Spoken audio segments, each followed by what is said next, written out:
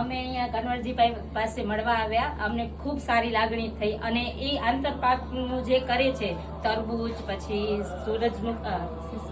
ટેટી, પછી મગફળી, ચોળી, એવા બધા જે પાકો કરે છે એ અમે બધા અહીંયા વિઝિટ લીધી અને અમને ખૂબ આનંદ થયો કે અમારા એક ખેડૂત ભાઈ એકદમ આગળ આવી અને સારા સારા એવોર્ડો મેળવી અને જે ખેતીને એક ઊંચા સ્તરે લઈ ગયા છે એ બદલ અમને આભાર છે.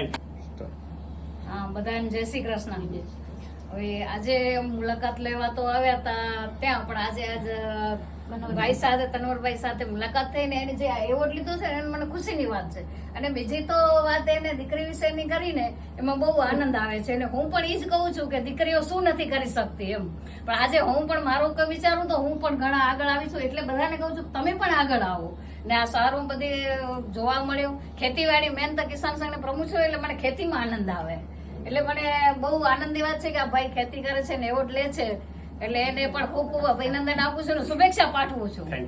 જે કન્વરજી ભાઈ છે જે રવિ ખેતી પાકૃતિ કરે છે એના જે જોઈ ને જે કાને સાંભળીને જ મને બહુ આનંદ થયો હોય એટલે કે હું તો વિચારતી હતી કે જે આ રાસાયણિક ખાતર ના વપરાય, રાસાયણિક ખાતરથી આપણી આવનારી પેઢી તો કમજોર જ રહેશે.